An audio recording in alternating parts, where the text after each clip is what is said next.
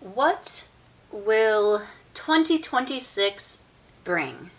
Apparently, some indecision and lots of planners.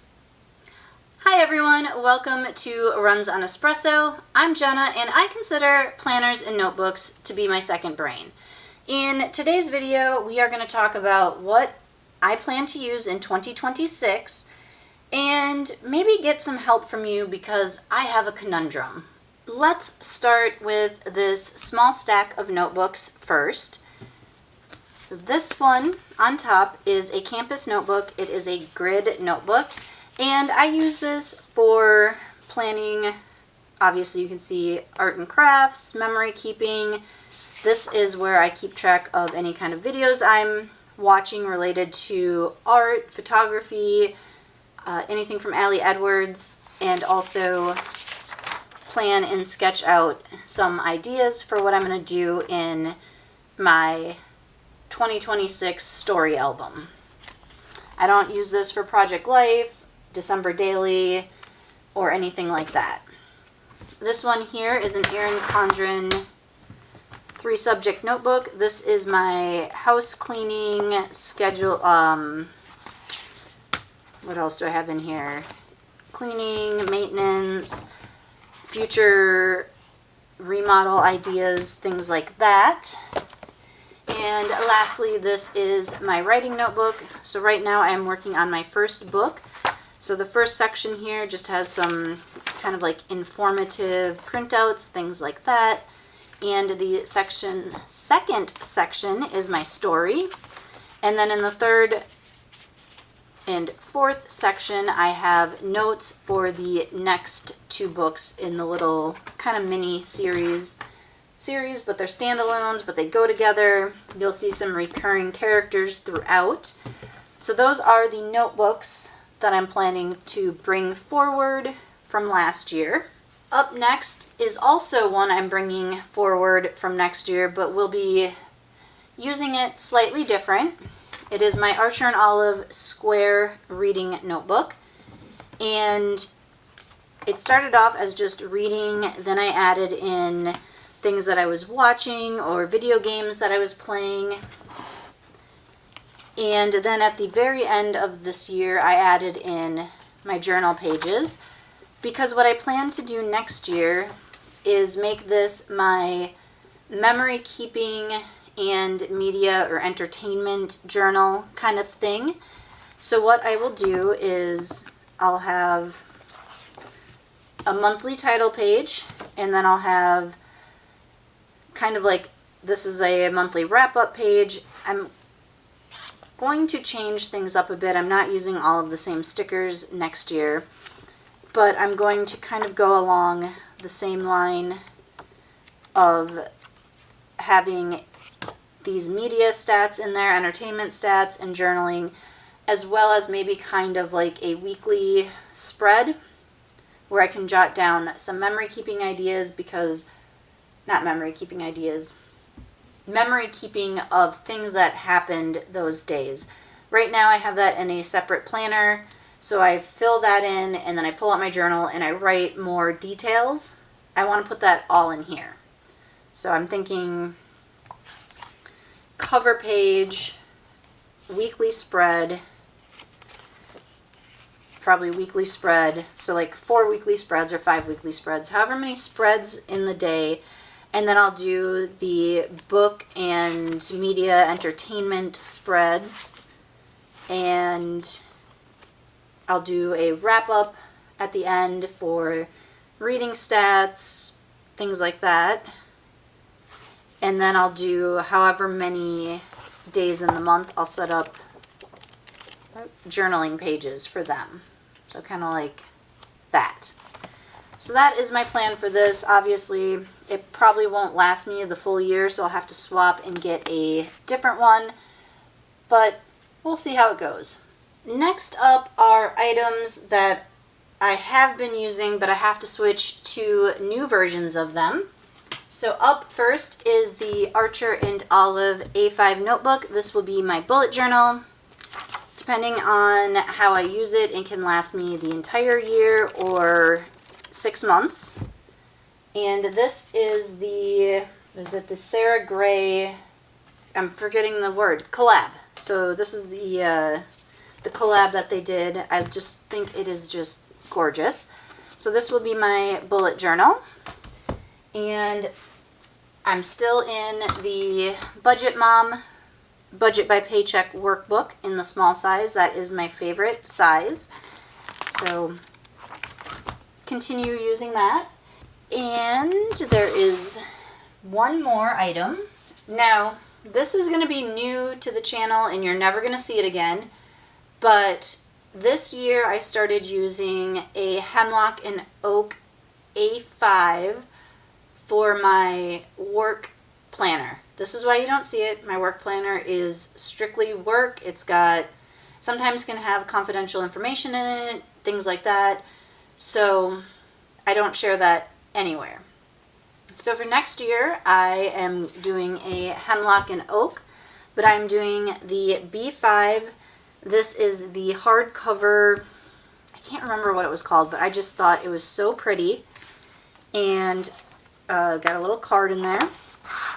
But I will give you a quick little peek at what this looks like. So a lot of this stuff I won't use for work. I'll probably go through and dot marker, paydays and holidays, vacation days on these 2 pages. I don't have any use for this page. This I may do kind of like recurring meetings that I have, kind of plan that out, see where those fall. And then I don't necessarily use these as they're intended. I jot notes down, keep track of where I'm at in different ongoing things. The monthly spread here, I do use this. Usually just the calendar. I don't use the to-do list because I use that on the weeks page.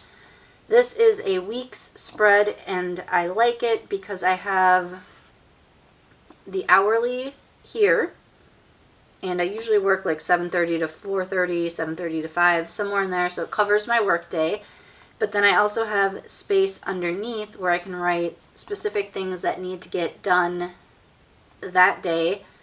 And then I have a to-do list over here where I can put anything that I need to do this week but doesn't have a specific due date or day that I normally do that task. And I like the box up here because I write things like that's my office day, or I'm on vacation, or a coworker's on vacation. Little information tidbits that I need to know. And I think that is pretty much it for the Hemlock and Oak. There are blank pages in the back. And I was thinking of, there's way more than enough. I think there's like 16, 20 of marking one for each month and putting down kind of like overflow information that I need to know for the month or need to reference kind of thing. I'm not sure on that. So that is the Hemlock and Oak B5 work planner, only work planner. This is the only time you will see it on this channel. I will say I did go with them because I much prefer the white pages to the Hobonichi, and they're also thicker. So my dot markers and highlighters and things like that I use to color code my work don't bleed through. So if you don't like Hobonichi because you don't like the color paper or the thinness, Hemlock and Oak might be a good choice for you. Next up, we will look at new to the lineup. And I also have one where I'm going to need your thoughts and opinions in the comments because I'm at a loss. So new to my lineup. Uh-oh, they're caught on each other. Oh no! Stupid wire O, not even wire O, plastic O binding is Page Turner Planning.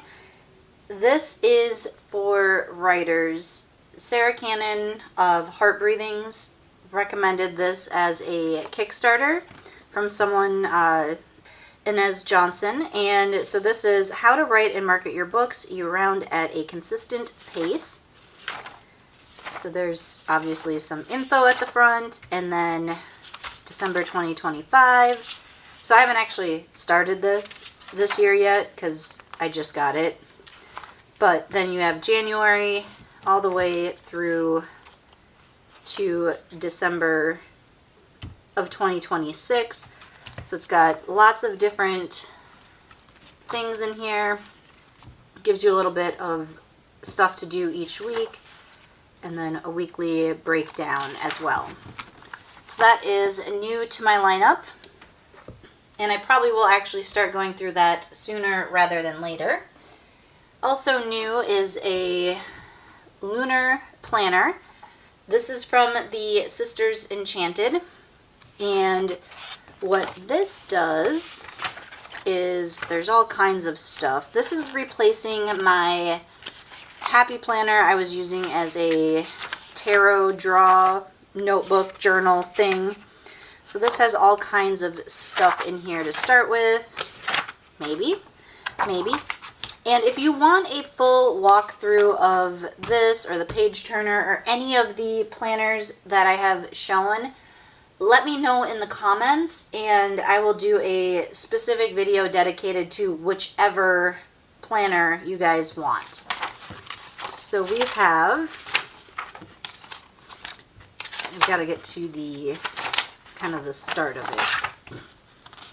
So this is pretty much the start of your planning the Wheel of the Year. You can use this to plan the Wheel of the Year holidays, and it breaks it down by month on the outside, holiday, the next ring, and then the season that it falls into next.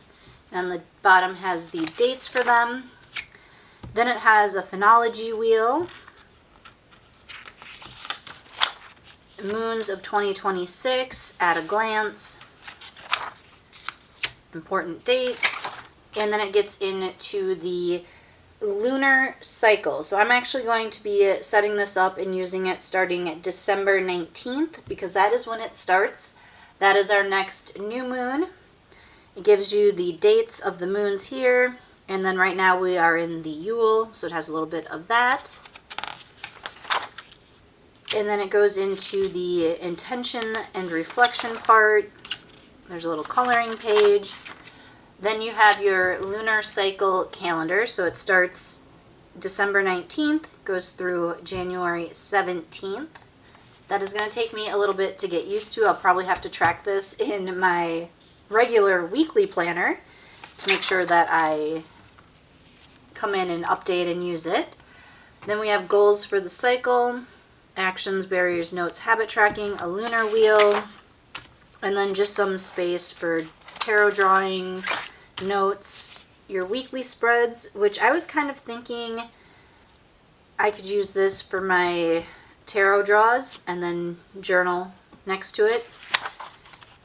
So that is the basic of the lunar planner. So I will be setting this up soon as well. So these are the all new brand spanking new. That's a lot.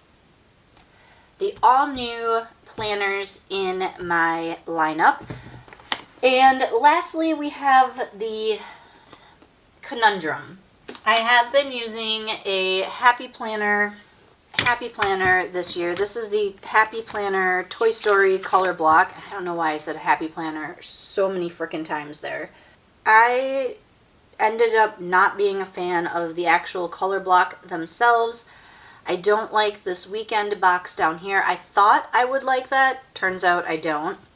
And then I also thought that I would love the little Toy Story doodles or drawings on every single page. Turns out those annoy me, and I found ways to cover them up a lot of the times or wipe them out because I don't know. I was not a total fan of these two. I mean, I love them, just not in my planner. So I need a new weekly overview planner. And I had this one. It is an undated passion planner in my stack. I had reviewed it several years ago, a year ago, I don't know. I will link up across the top for that video if you want to watch that. So this is an undated passion planner. I've got all of the you know, the date stickers in here and everything to set it up. And I had thought I will use this because we'll take a look at, let's see, what do I want to show you in here? Not the roadmap, not the monthly. I guess I can talk about it a little bit on the monthly. So I have went back to using the HB90 system for goal planning, where I have 3 goals for the year, the quarter, whatever, and break them down by tasks and projects. So I thought this would be a good planner for that, because although there's like 4 spaces here, I could do each of the goals in a spot. I've got space here. I could pick a focus for the month, and then if we look at the actual weekly layout, so this is one of those, you get all of your monthlies at the front and then all your weeklies at the back. Not my favorite, but I will make do because, one, I don't use the monthlies all that often. I mostly use the weekly. But I thought this would be great because on the weekly spread, it has 3 spaces under personal and 3 under work. So I could use these to list out my HB90 tasks. I could do, you know, goal 1, goal 2, goal 3. I have space over here for whatever I need to be. You've got your weekly focus up here, and then a space here you could use for whatever you want. And then it is an hourly based planner, and I do, with my new job, it's been like 2 years. With my current job, I do have a lot more time-based things, so it would be helpful to be able to actually line them up with the time so I can actually see where my gaps are, my spaces to work on things, stuff like that. So that was my first thought. And there's lots of space in the back. There's dot grid pages, there's blank pages. So that was my thought, was I'll use the Passion Planner. But then I saw the Budget Mom put the Live Rich Planner for half price, and I used this a couple years ago. I think there's some videos on the channel. I will try to find one, and if I do, I will link that at the top as well. And I remember really liking this for the HB90 process because, so we've got our monthly view. Love her monthlies because she gives you 6 rows, so you always have enough to start here and go all the way here where you don't have to double up days. That is like my favorite thing. But you've got a goals this month spot, you've got project spot here, and then you have finance dashboard. So you got, this is different from the budget by paycheck. It is more of a snapshot. So you can fill in your daily spending. I won't use this because I don't have any debt. But you can do your savings goals here, monthly expenses, financial goals, challenges, areas to cut. So this is a nice overview for the finance. But then I remember this dashboard that I really liked because this has weekly meal prep. But what I did was I made this goal 1, goal 2, goal 3. And then I could easily list out tasks that I wanted to do for that. And if I needed space, I could extend them down here to this shopping list. And I liked the housework because I do some things every day, but then I do other things certain days of the week depending on my schedule, so I thought that would work nice. It's got a work and a personal to-do list, and then it also has the hourly time.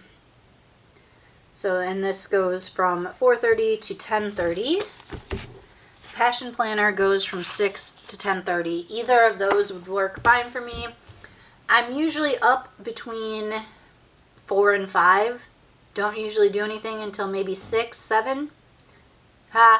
6, 7. Anyways, so it also has a spot here for your workouts. This is the part of the video where I'm going to ask for your help in the comments.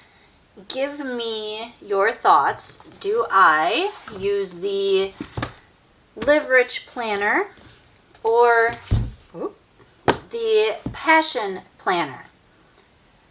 They both, I think, will help me with my HB90 goals. I'll have a spot to put those goals in there.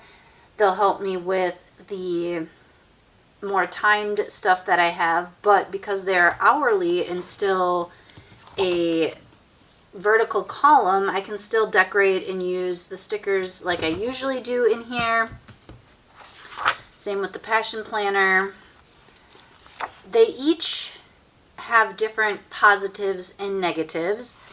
Like this is already set up for 3 goals. If you go across, there's like space for you to do whatever you want, but the months in here are right before the weeks, and there's a couple of, I just knocked my phone on the floor. There's a couple of dashboards before each week. Both of them are undated, so I could use them anytime. So yeah, that is my ask for you, is to give me your thoughts on these 2 planners and which one would you think work best for me in 2026. Leave it in the comments, then be sure to hit that like button. Subscribe if you haven't yet. I would greatly appreciate it. And go do something that brings you joy.